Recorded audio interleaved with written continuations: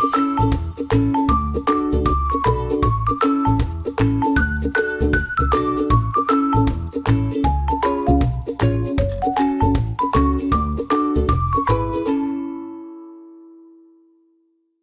everyone, and welcome to Free Flowing Centers and Assessment with Beth Pittman. We'll get started with our presentation in just a minute, but first, we have some housekeeping details for you. For better audio and video quality, close all other applications that use bandwidth, like Skype. If you are having any audio or video issues, try refreshing or changing browsers. Please know that if you have any audio or video issues during the broadcast which cause you to miss some of it, you will be sent a recording via email. Today we have some handouts for you. Everyone find the control panel and the handout section. This is where you can find a freebie from Beth, a checklist, and a mini lesson with folder covers. You can locate it right now in the handout section, but if you can't find them, we will send them to you in a follow-up email. For attending live today, you will receive a certificate of participation, and your certificate will be emailed to you along with a link to today's broadcast. Now let's talk about prizes. 5 lucky winners will receive a free year subscription to ESGI and a $25 Amazon gift card. There is no need to register for the prizes. They are chosen randomly, and the winners will be notified via email.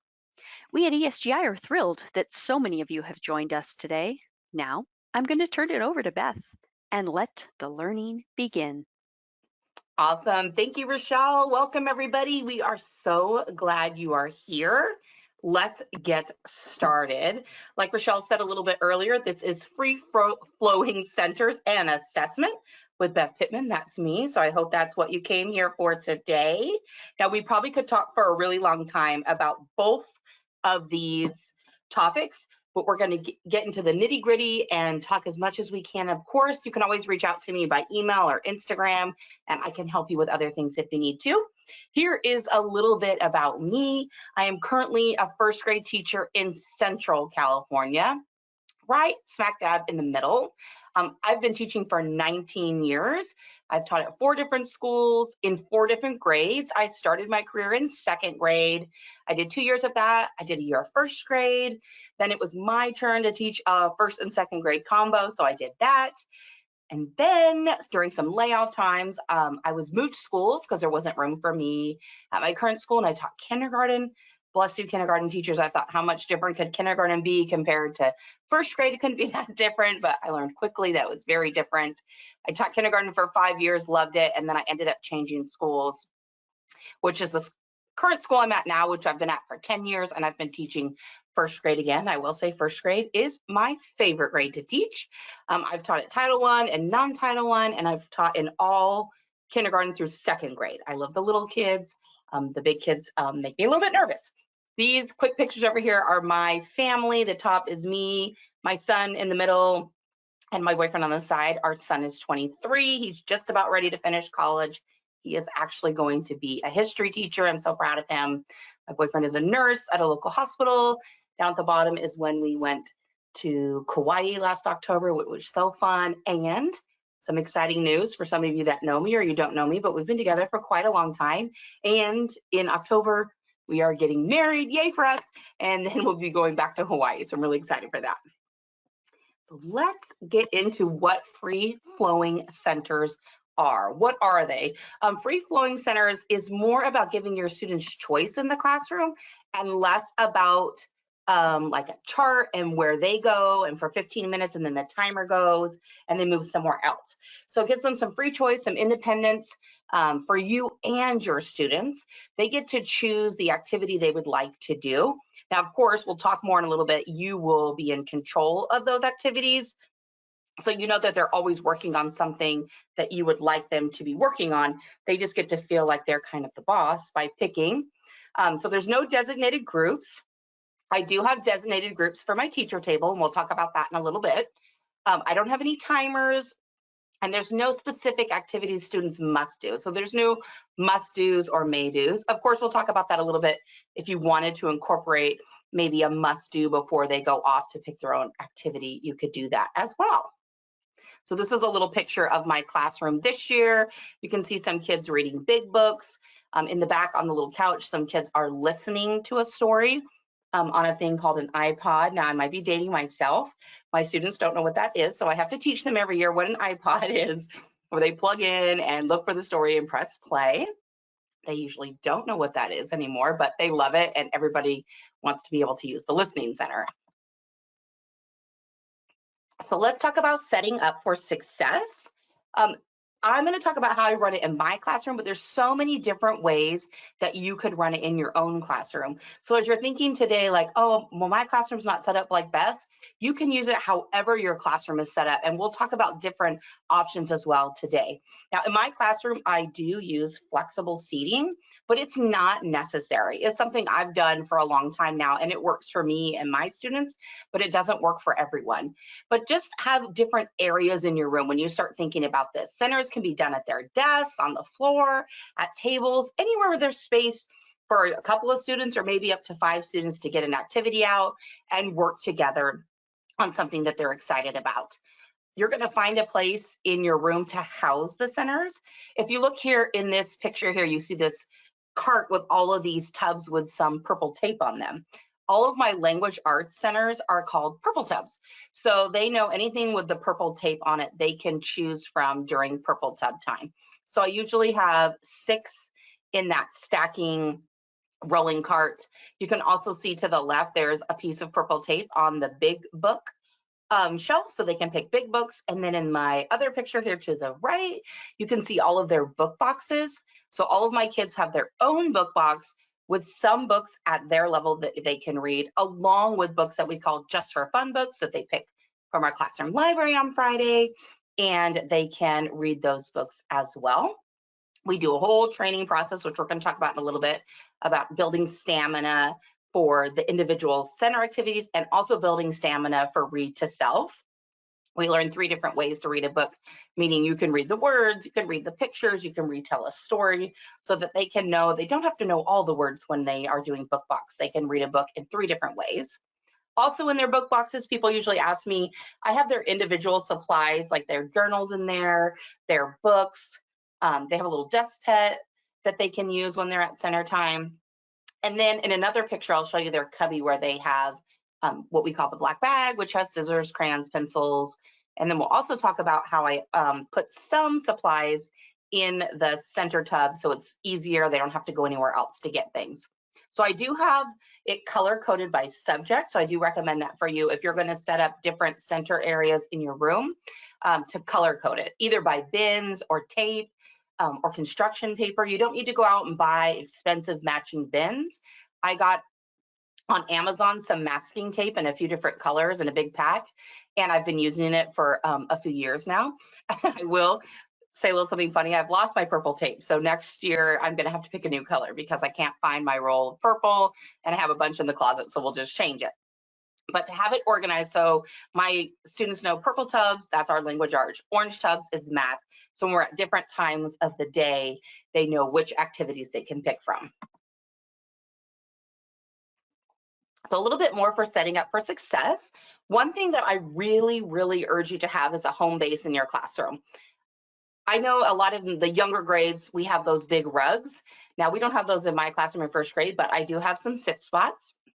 I've got some pastel colored ones that I love. So those are just Velcro dots. If you don't know what those are, they're just dots that stick to the floor on really thin carpet. Not nice carpet, but I've never seen a school that has really thick carpet. So it's thin carpet. They Velcro on there. Everybody has their own assigned seat. You can vacuum over them. In the summertime, the custodian can shampoo the rug right over them. So it's a really nice place. So my students have this home base. Every time we clean up to change activities or regroup, my students know, oh, I'm supposed to come back to my carpet dot. That is the one area in my classroom that I have assigned seats. So when we're doing direct instruction as a class, or I'm working with them with groups, if we're on the carpet, they will sit on their assigned carpet dot so that they're in an area of the room that works best for them. And it's really great if your students are cleaning up and they're thinking, well, what do I do now? They know to return to their home base. It could be a carpet dot, it could be their desk, it could be a table. It's whatever you have in your classroom. But in order to do any activity really in your classroom, but especially for free flowing centers, when they clean up, they need to know where they're going to return to. A couple other things that I think are really successful in my classroom. So this picture here with this little bin and our little shark Gordon, because our school mascot is the shark, so there's Gordon. That is our bucket. That's the lost and found. Now we put everything in there, broken crayons, pencils, scissors, name tags, game pieces, something that's lost. Instead of them interrupting me like, oh, Miss Pittman, I found this, or I can't find a pencil, or I need scissors, they know to go to the lost and found, just get whatever they need. If they find something that belongs to someone else so they don't know who it belongs to, they just put it in the lost and found. It helps with a lot of that interruptions if students need something or they find something and they want to put it away. Over here, I also have glue sponges. I don't use glue sticks in my classroom. I've done the glue sponge for a while where you get a little Tupperware and you put in a little sponge that's soft on both sides, not one that's bristly on one side. You dump some glue on top, you let it soak in for a day or two, and then the students put their pieces on the sponge and then pull it out and stick it to their paper. A lot of people are doing it now. It's easy to find. If you're not sure, you can just look up glue sponges and you can see how different people make them. So we do a lot of shared supplies when we're doing our center time. And a lot of times in the buckets, I will put supplies. So if it's a coloring center, they're gonna put in, I'm gonna have the crayons in there and everything that they need, so they don't need to be moving around the room too much.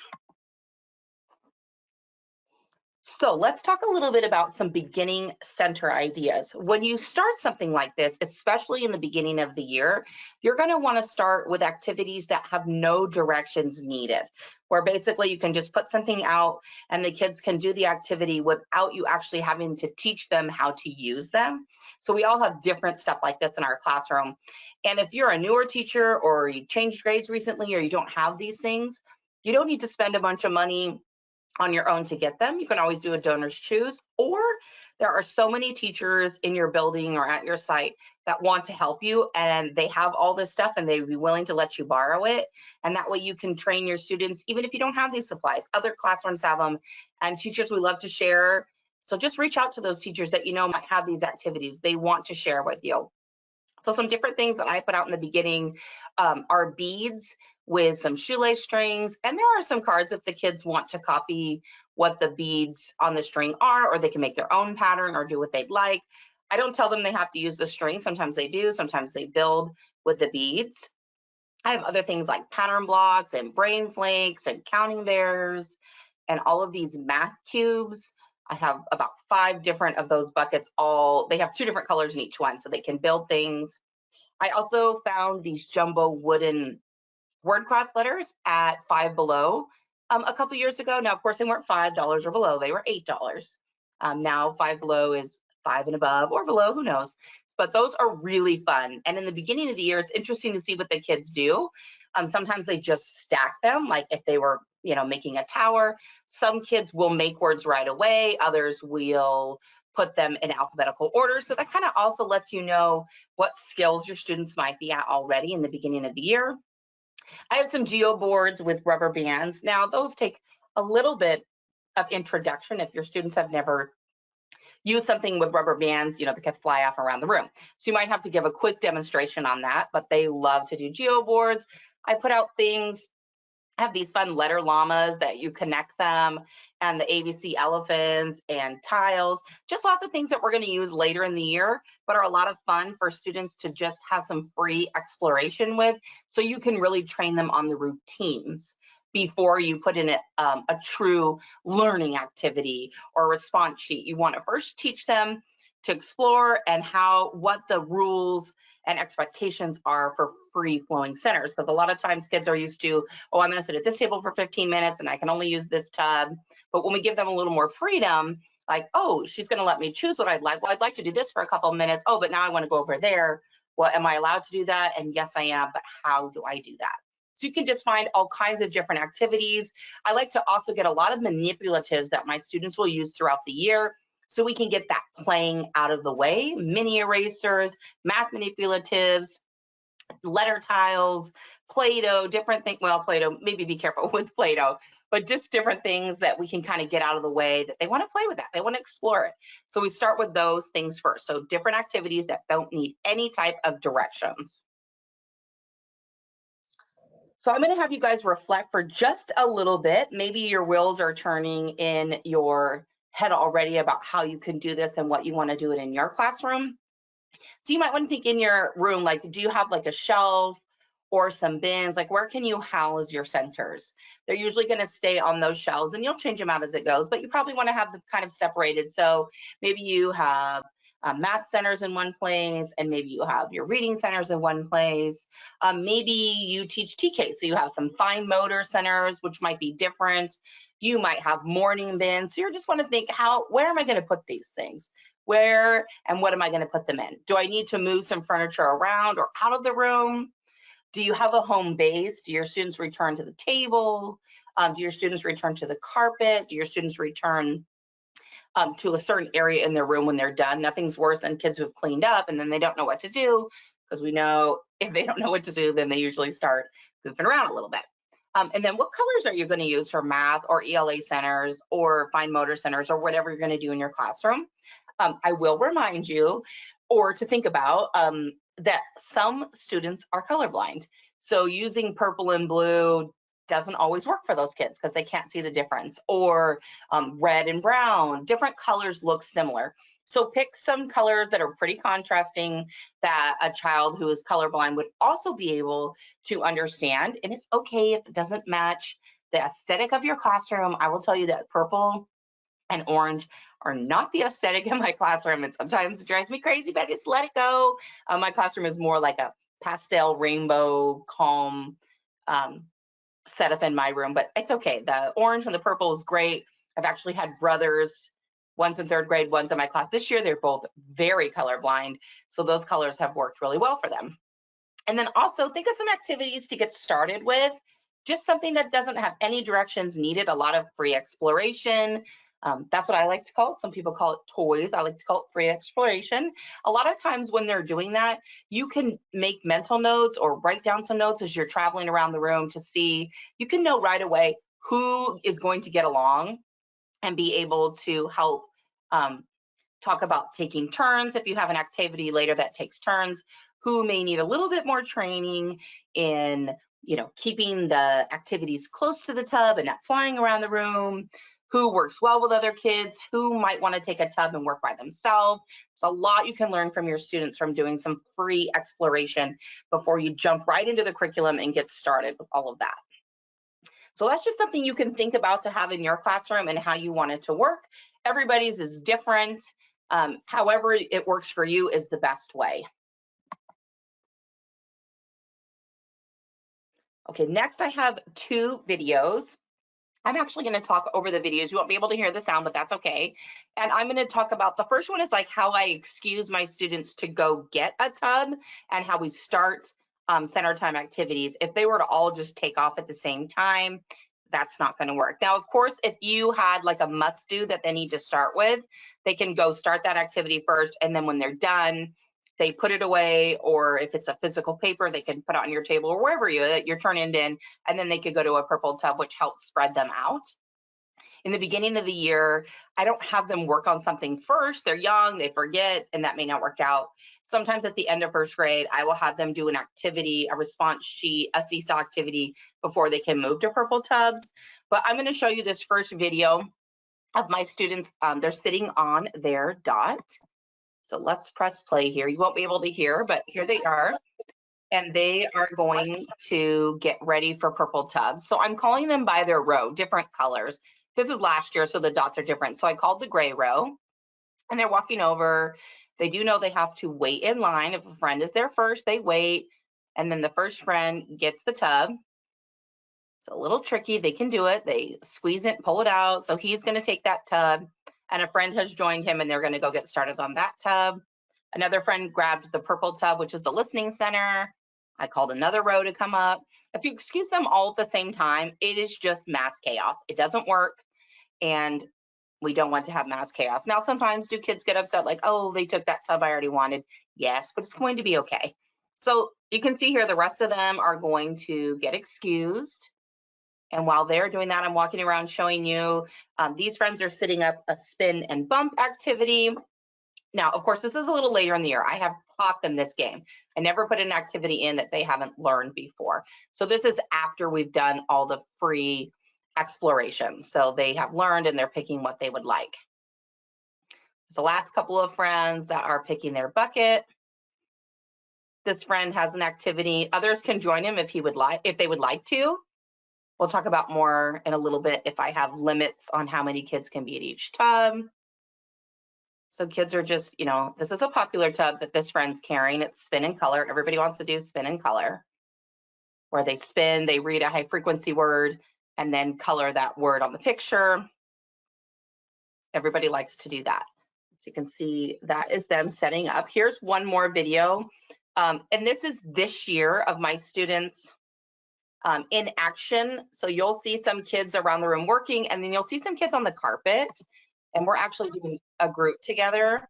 I like at the beginning of this video, there was a little girl in the beginning, you can hear her say, "Oh, I got the tub." Because in my classroom, if you got the tub out, you get to set it up where you want to do the work. And then if it's a turn-taking game, you get to pick the order. So they usually pick themselves first and then pick the order that the kids are going to go in. And then this is my group right here on the carpet. We're doing a reading group. So my group is here, and I'll let it play one more time. My group on the carpet is just sitting there, and we're working on our reading group. My district uses a program called SIPS. I'm not sure if you're familiar with that, but they are working on the spelling portion where we're doing words that we can sound out and also working on some sight words. So that's kind of, how it looks after you've done the training, which takes a little bit of time.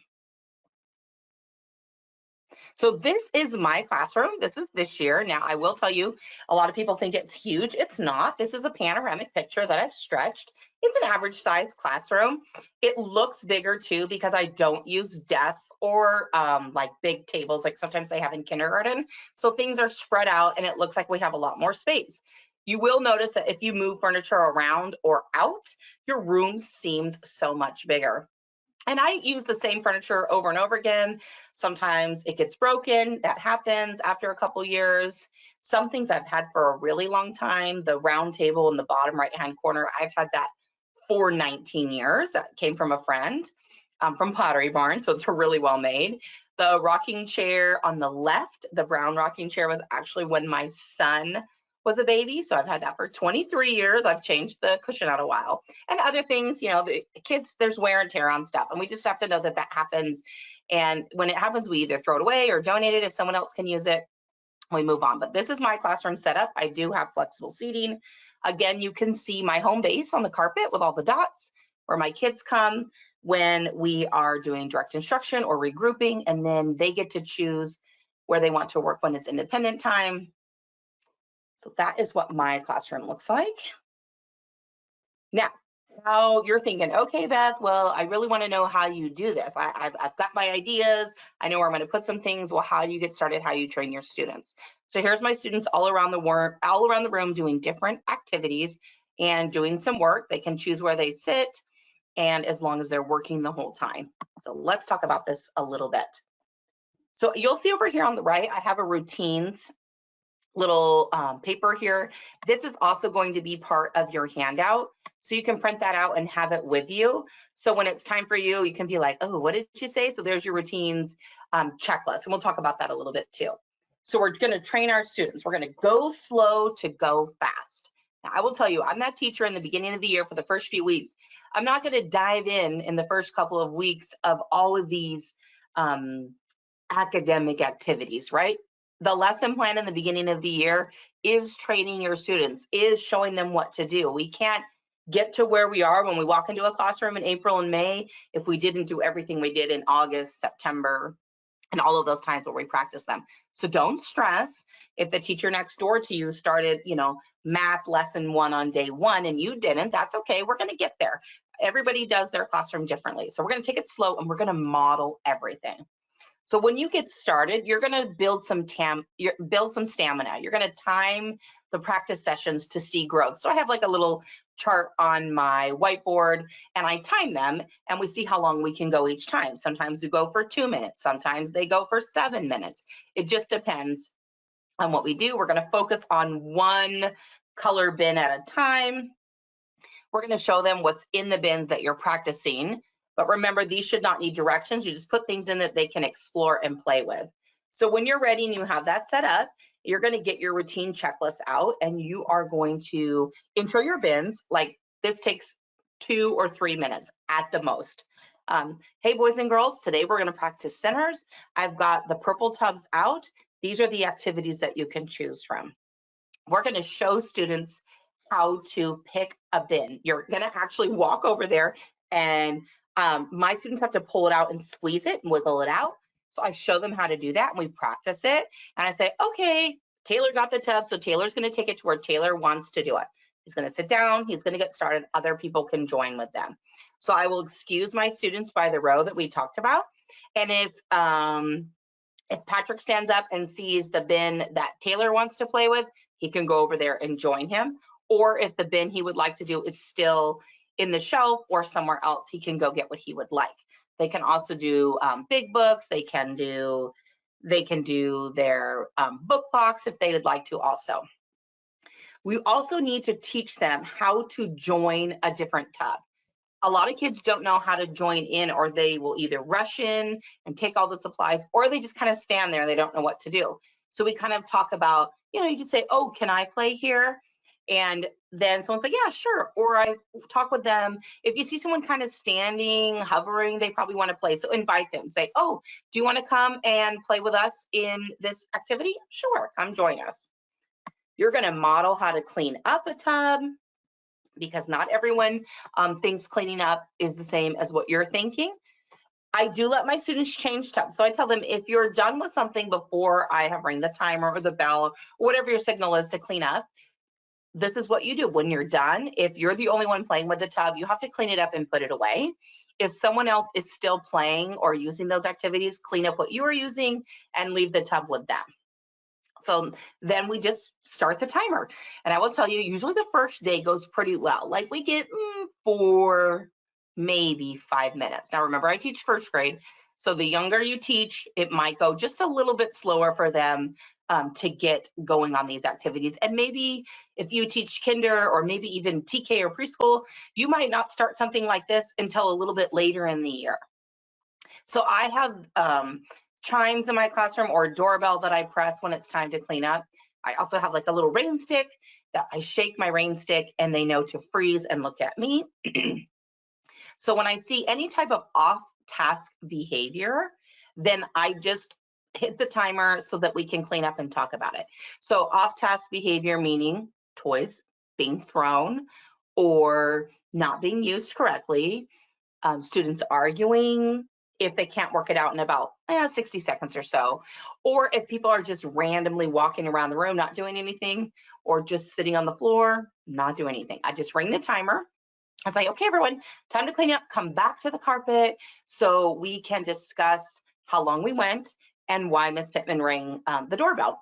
I don't ever point out a child. I don't say, oh, we cleaned up because, Taylor couldn't do what he was supposed to be doing. Taylor threw something. I bring them back to the carpet and first I tell them, oh, we went for 4 minutes. It's so exciting. And we put it up on our timer on the board. And then I say, well, we cleaned up this time because I noticed one student was walking around the room and didn't make a choice, or I cleaned up today because a friend was throwing some of our activities, and we're not going to do that. Remember, we're going to use them in the way that we should. We don't throw toys or manipulatives, things like that. So let's go to our next slide here.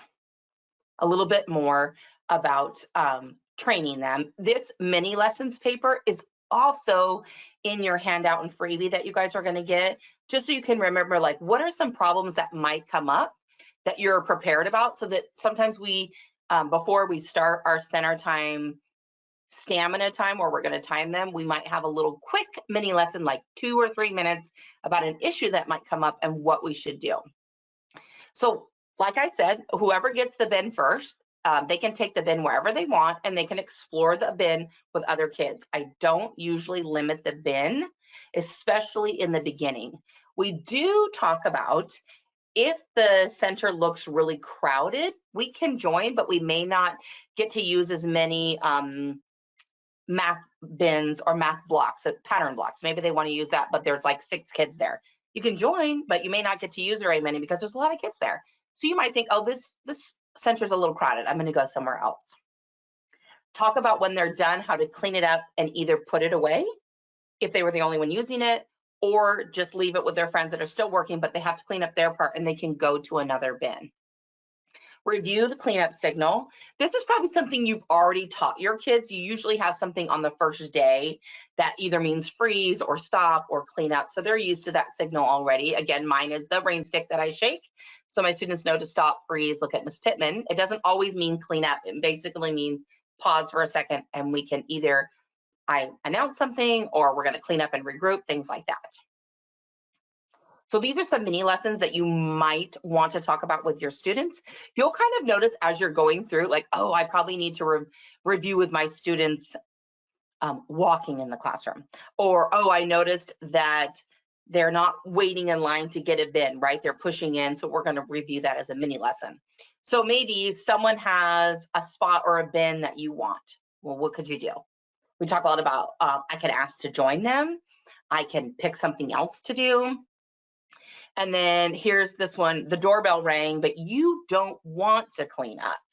Well, what do we do in that situation? You will have students who don't want to clean up, especially in the beginning, if they have only had like 1 or 2 minutes. A lot of times they're going to want to keep going. So we're going to talk about that. What do you do when the doorbell rings, but you don't want to clean up? Well, you got to clean up. That's the rule. That's what we do in here. Another mini lesson might be, I'm working with a group at teacher table, that's what I call it, but you're working with a teacher, and you really want to show me your work. What should you do? That's something else that takes a little bit of training time as it goes. My students know if there is a recording sheet that they finished, they hold on to it until I'm done with that group. It's not the whole time. So then they can come see me in between. They know not to come up when I'm working with my reading groups or my math groups. They can hold on to their paper, they can move to a new center, and they'll just show me when we clean up. And then another mini lesson you might want to teach is you finish at your tub and you're all done. What should you do now? And that's a good one because a lot of times there's always, we always get, I'm done. I'm done, I'm done, I'm done, I'm done. No, we're never done. So great, you're done now. Hold on to that activity or clean it up and find something else to work on.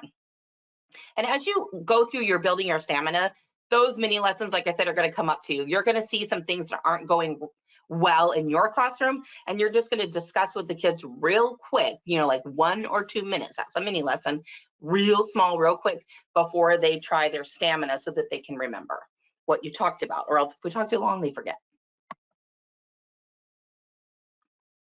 Okay, so what are some things we can do to build stamina? So like I said, on my board, I have like this it's just a picture of a stopwatch, and I have different numbers on cards that I magnet on the wall. So what do we do when it's time to clean up? Or what do we do when we know it's time to ring the doorbell? Now, I'm going to tell you, we feel like, oh, I'm just going to let them keep going. I'm just going to ignore it. Don't ignore those indicators that it's time to clean up. It's okay.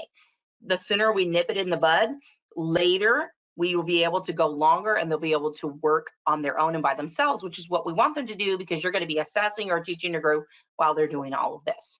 So as soon as there's an indicator that kids are done, meaning someone's rolling around on the floor, maybe kids are arguing and they haven't worked it out, somebody didn't clean up a bin, like they just left it on the floor and went somewhere else, we just do the cleanup signal and we regroup to the carpet. We bring them back. We talk about how long the timer went and why you cleaned up. Again, don't call kids out. They will know who they are. Let's not say their names. You might, make a little eye contact if it's, boys and girls, today we cleaned up because a toy went flying across the room. That child will know.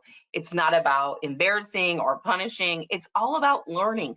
Learning to behave in a classroom is a skill that some kids are born with and some kids are not.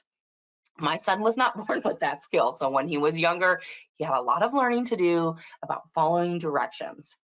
So those are just different things to do. And it's okay. There'll be days that your timer goes for a long time. There'll be days when your timer goes for a short time. I usually get a question of how long do you work for? When my students can get to 20 minutes on their own, I do not hold the timer up anymore. So usually my whole time that I'm doing reading groups or centers for my reading time is about 45 minutes. And for math, it's an hour. But remember, sometimes they're with me for 20 or 25 minutes of that time. And also in math time, they're with me, like I said, for about 20, 25 minutes. And they also have to do a math program every day. So that's like another 15 or 20 minutes. So it's not that whole time. So it takes a while to get to about that 20 minutes. So we'll talk about that in a little bit, about how long it takes me.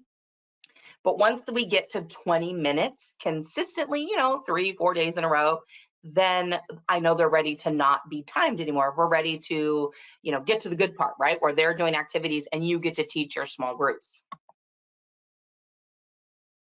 So here's some more building stamina and some activities that my kids have done. Here's some things they're doing in the beginning where it's just some like basic free exploration.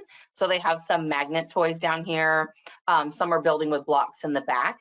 Now, I kind of learned the hard way about those blocks back there. They're very loud. So I don't always pull those out, or I'll just put a big bin out that has just some blocks in there so they don't have too many, because when those fall over, it's extremely loud. Another activity you can see my students doing is called Pokey Pin. Now, this is something that takes time, and obviously I've taught it to them before. It's in the bin, but we have these really big push pins. You can order them on Amazon. They're not that expensive, and they can poke holes in the paper. This may not be appropriate for all students, depending on your age and maturity, but in first grade, it works really well. So they get to poke through the words. They might be like sight words or phonics. And then when they lift up their paper, there's a construction paper underneath so they can see it with the little holes. It's really neat. And on the back, it's a really good sensory experience because it's like poked through. So it's raised. It's like bumps that are raised. It's really fun. So that's an activity that we do a little bit later. One thing to do is don't remind them during your practice sessions. It is so hard when they're building stamina to walk around and not say, oh, you left your tub out, go clean it up. Don't tell them that. Or, oh, remember, you can ask to join. You can't do reminders during the practice sessions, or when it's time for you to work with small groups, they're going to interrupt you nonstop because they're used to you telling them what to do. So you just sometimes have to make yourself look busy, get your clipboard, if you're not writing anything on it, that's fine, but pretend you are so you cannot be distracted by them to remind them what to do. Just let them do their thing. And of course, stop the timer. It will get better each day, I promise. Another thing that I like to do is play with the kids during the practice sessions. I'll sit down on the floor, do an activity with them. This helps you not remind, right? You can just do the activity with them, chat with them, and it teaches kids that you're going to be busy eventually during this time with your small groups. So they can't really interrupt you. There's one thing I remind them. If they want to come over and, tattle or something when we're doing an activity, instead of just joining us, I'm like, oh, you need to go back and work on your tub. That's the only thing I say to them. Or I try to ignore them. That can be really hard, but you can do it. So I like to get down on the floor with them, practice with them, move around the groups. I can take notes about which kids have certain skills, maybe which ones don't, which maybe, especially if they're fine motor skills, I want to know like who can cut, who can't cut when they come to me in first grade. Can they hold a pencil? Things like that. And then one last thing about building stamina is be consistent. Practice, regroup, reteach expectations. It's okay. There are days you're going to feel like you failed, they didn't do a good job. Maybe yesterday we got all the way up to 12 minutes and today we got to 4. No big deal. We ring the doorbell or whatever our cleanup signal is, we regroup, we show the kids, oh, friends, yesterday we were at 12, today we're only at 4. And, sometimes they will announce who it was, but I remind them, we're not worried about who it was that had us clean up the bell or clean up the groups. We're just worried about doing our best work when we're there. So we have like 3 rules is work the whole time, clean up when done, use a regular voice. In my classroom, we don't whisper because some kids think that that's whispering. It's quiet. So we just use a normal voice. And I just tell them, if I can hear you across the room, you're too loud. My room is not silent, but I hope it's not so loud that people think there's no learning going on in there. Classrooms don't need to be silent. It's okay. So you just be consistent, practice, regroup, reteach those expectations.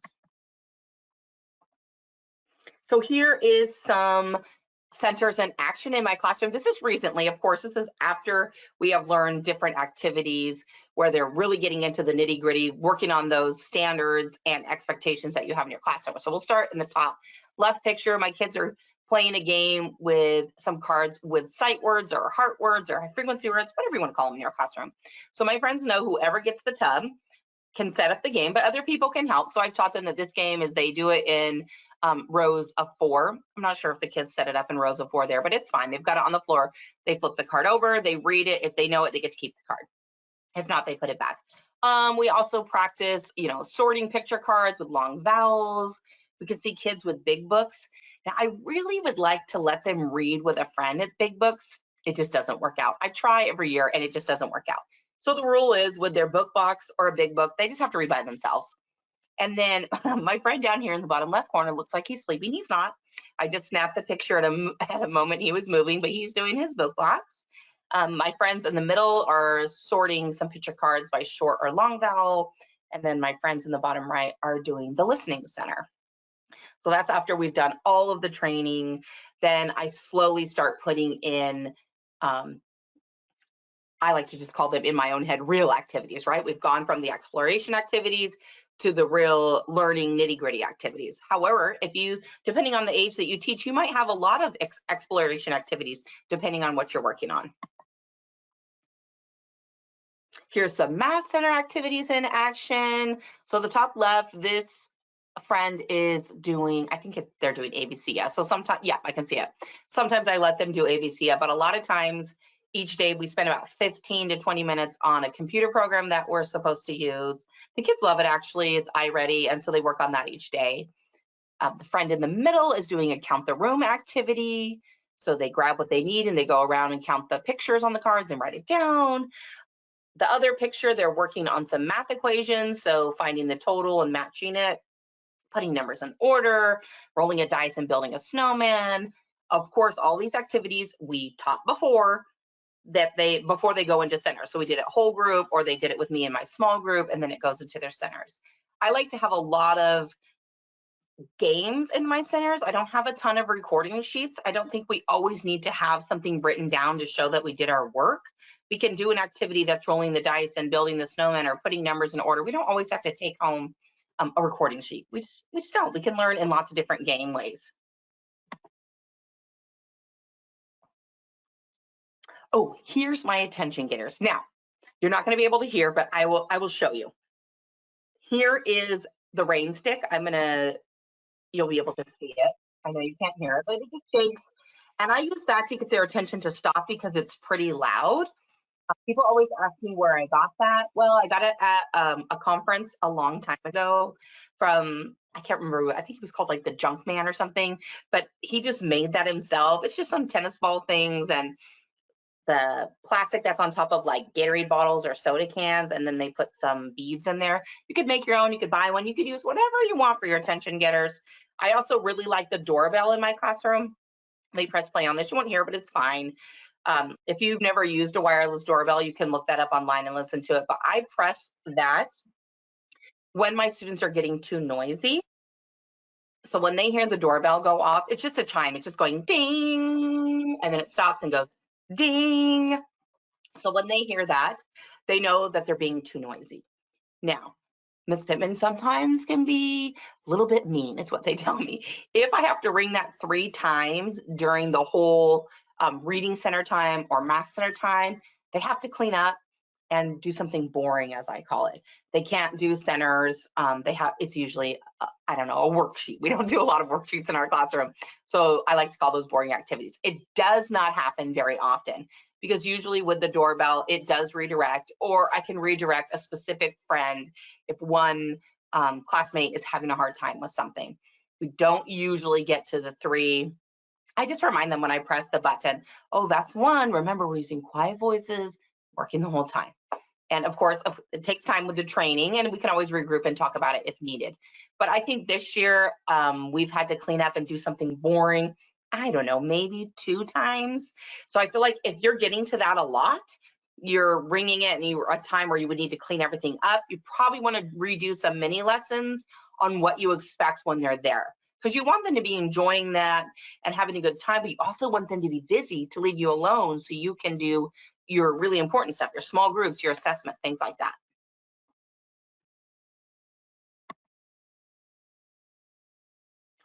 Okay, so a lot of people ask me about student voice level. Now, you can use websites that help you. I don't. I just have my doorbell, and when I can't hear the kids at my table, I'll press the doorbell. But there are some that will manage your voice levels. One is the bouncyballs.org.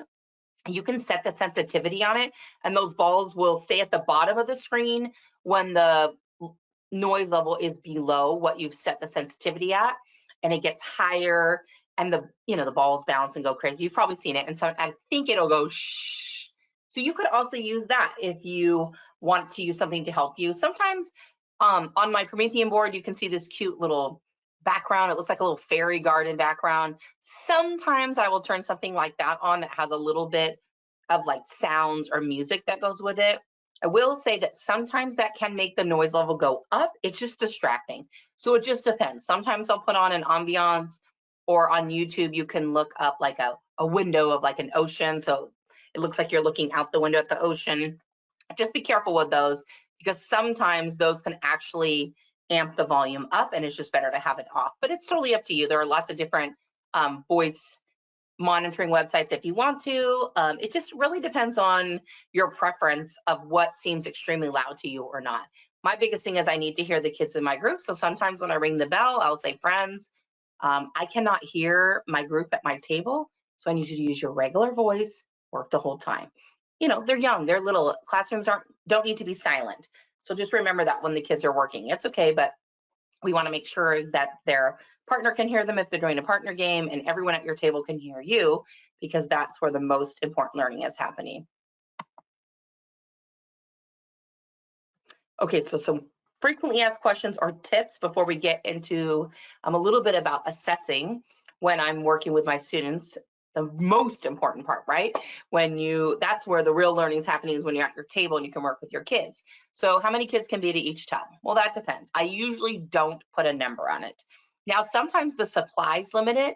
Like if my students are doing an activity where they use a dry erase marker or expo marker, I might put only 5 pens in there. Now, I don't tell my kids that only 5 can be there, but that usually naturally happens there. If someone wants to say, oh, there's no pens, can I share a pen with you? Sure. Or a friend can say, no, I'm going to use it on my own. But sometimes the supplies itself will limit the number of kids. Or you could tell them, if there's only 5 pens, if the pens are being used, you'll have to wait until a spot opens up at that activity. I don't usually try and limit the amount of kids at a certain tub. Now, if a certain tub is just too noisy or it seems too crowded, you might want to say, okay, friends, when we use this tub, you can have 5 people at this tub. And if it's full, we have lots of other choices. And when a spot opens up, you can come. When do I change my center activities? I have a lot of like monthly themed ones, or phonics ones or math ones that go with a specific skill. I want my kids to be working on skills we've already learned to master those skills. I usually change them out about every 2 weeks, sometimes 3 weeks. It just depends on how engaged they are. Your biggest factor that will tell you when it's time to change the activities is when the kids are bored and they're just not doing the activities anymore. And there's a lot of those behaviors happening that you don't want to see. And you're just like, oh, they're probably bored. I should change some of the activities, and that will just let you know. But I don't change them every week. 2 weeks, I go at least 2 weeks, sometimes 3 weeks, just depends on the activities and how engaged they are. Can the kids do the same activity every day? Sure. Remember, you're in control of the activities in there. So you should feel good that whatever activity they're working on, it's helping them with what they need. So if there's an activity in there that you think, oh, I really probably should take that out because that student is doing that every day and they're not getting a lot of extra practice in what you want, switch that tab out. It will force them to pick something else. They won't pick the same thing every day. It's just comfort for them. Eventually they'll move to something else. How long does it take to get up and going? I usually say 6 weeks. It takes about 6 weeks to go to building stamina, training, all of that, until I can start teaching my small groups on my own without interruptions. Sometimes we still have interruptions, but for the most part, it takes about 6 weeks. Remember that your tubs or centers should be activities they already know how to do. Don't just stick something new in there and think that you can tell them how to do it real quick. they'll forget. So only put things in there that they know how to do. In the beginning, remember, start with things that they can play with and use later for an academic activity that they can get some free exploration. Then this question at the bottom, what is my classroom management? Well, I don't have a specific system. I don't change cards. I don't use a clip chart. I don't do dojo points.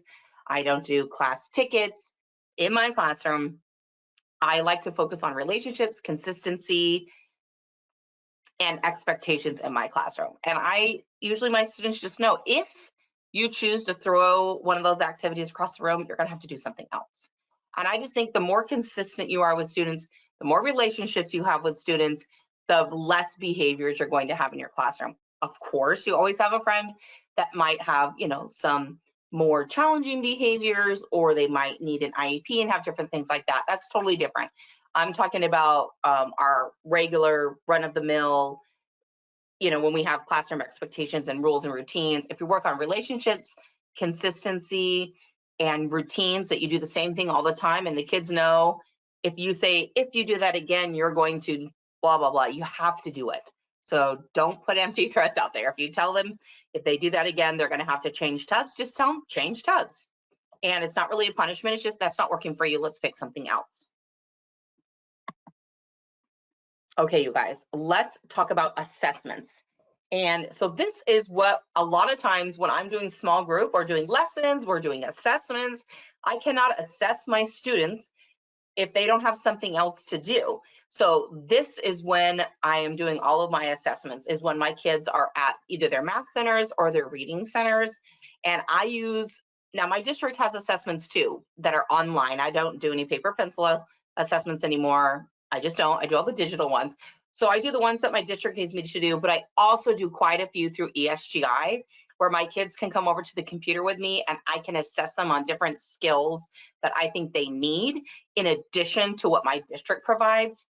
If you are using ESGI already, you know how amazing it is, how easy it is, how user-friendly it is, how amazing you can send reports to the parents. If you haven't tried it, you should. In a little bit, we're going to show you how you can get you can use a code to try it free for 60 days. And it just are so many assessments ready for you, but you can also make your own. So this is a quick picture here of my friend. In the beginning of the year, I do a quick assessment on what my students know for letters and sounds and things like that. And we just go through it really quick. It is one-to-one. So of course, again, I need my students doing what they need to do at centers so I can work with my students to know what they need to help them grow throughout the year. Just a quick couple screenshots. This is what it looks like when I logged in today. I took a screenshot. It shows my class. It shows different tests like a BPST. A lot of these I've made myself, but then I can search in the Test Explorer to find something that I need, whether it's long vowels or maybe counting by fives, things like that. If you can think of an assessment, they have it. It's there. It's ready to go for you. You don't have to make it yourself. You can. If you want to, it's also very easy to do that, but you can find anything that you need.